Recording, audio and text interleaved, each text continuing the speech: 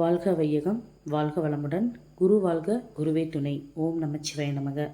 ஜோதிட நண்பர்கள் அனைவருக்கும் வணக்கம். நீண்ட இடைவெளிக்கு பிறகு வீடியோ போட ஆரம்பிச்சிருக்க. எல்லாத்தோட ஆதரவும் எனக்கு கொடுங்க. இப்போது சப்ஜெக்ட்டுக்கு போகலாம். சகிப்புத்தன்மையுடன் வாழக்கூடிய வாழ்க்கை துணை யாருக்கு அமையும் அப்படிங்கிற விஷயத்தை பற்றி தான் நம்ம பார்க்க போகிறோம்.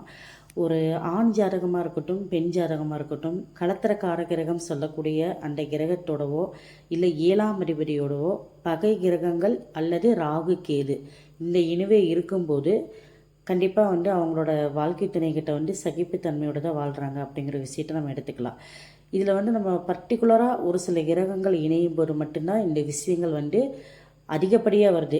ஏன்னா இப்போ யூஸ்வலாக சொல்லலாம் 99% அப்படி தாங்க வாழ்ந்துட்டுருக்கோம் அப்படின்னு. பட் ஆனால் அந்த 99% தாண்டி அதிகப்படியான சகிப்புத்தன்மை. ஒருத்தர் குறை சொல்லிகிட்டே இருப்பாங்க, வேலை செஞ்சுருப்பாங்க, பட் அந்த குறை சொல்லிகிட்டே இருப்பாங்க.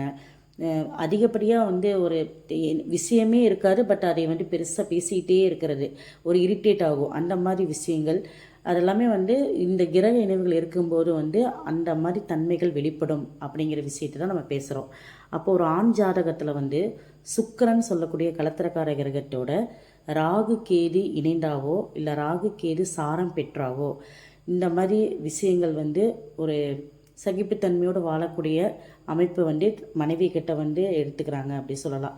ஸோ அவங்க என்ன பண்ணுவாங்கன்னா, இவங்களுக்கு பிடிச்ச மாதிரி நடக்க மாட்டாங்க, பிடிச்ச மாதிரி ஒரு சில விஷயங்கள் செய்ய மாட்டாங்க. இந்த விஷயம் செய்ய வேண்டாம்னு சொன்னால் அதை அப்படி தான் செய்வாங்க. அந்த பிடிவாதம், அந்த கோபம் இதெல்லாமே அதிகப்படியாக அவங்ககிட்ட இருக்கும். இந்த சுக்கிரனோட ராகு இணைந்தாவோ கேது இணைந்தாவோ கிரகணம் ஆயிடுச்சு அப்படின்னா சுக்கிரன் சொல்லக்கூடிய அந்த களத்திரக்கார கிரகம் கெட்டு போயிடும்.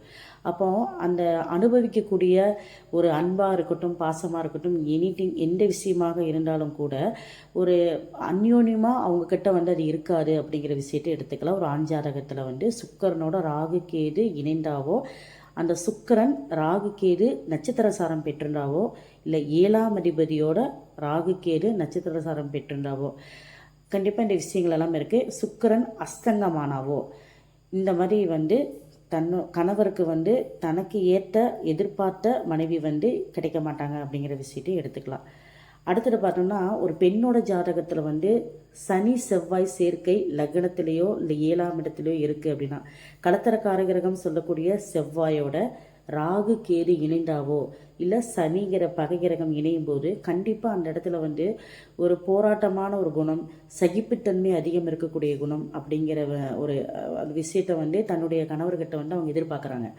அப்போ வாழ்க்கைங்கிற விஷயம் எதிர்பார்த்த கணவர் அந்த இடத்துல கிடைக்க மாட்டாங்க. அப்படிங்கிற பட்சத்தில் இந்த கிரக இணைவுகளை சேரும்போது அந்த மாதிரி ஒரு கேரக்டர் தன்னுடைய கணவர்கிட்ட வெளிப்படும் போது இவங்களுக்கு ஒரு சகிப்புத்தன்மையான வாழ்க்கையை வாழக்கூடிய கட்டாயத்தில் அவங்க இருக்கிறாங்க. பெண்கள் ஜாதகத்தில் களத்திரக்கார கிரகம் சொல்லக்கூடிய செவ்வாயோட ராகு கேது இணைந்தாவோ கிரகணமானாவோ செவ்வாய் அஸ்தங்கமானாவோ செவ்வாய் நீசமானாவோ அந்த நீசமாயிருந்தால் கூட அந்த ராகு கேது இணைவு இருக்கக்கூடாது, அந்த செவ்வாயோட சனி இருக்கக்கூடாது. இதில் என்ன ஒரு மாற்றுனா, சனி செவ்வாய் ஆட்சி உச்சம் பெற்றிருந்தால் சில மாறுபாடுகள் வரும், வக்கரம் பெற்றிருந்தால் சில மாறுபாடுகள் வரும்.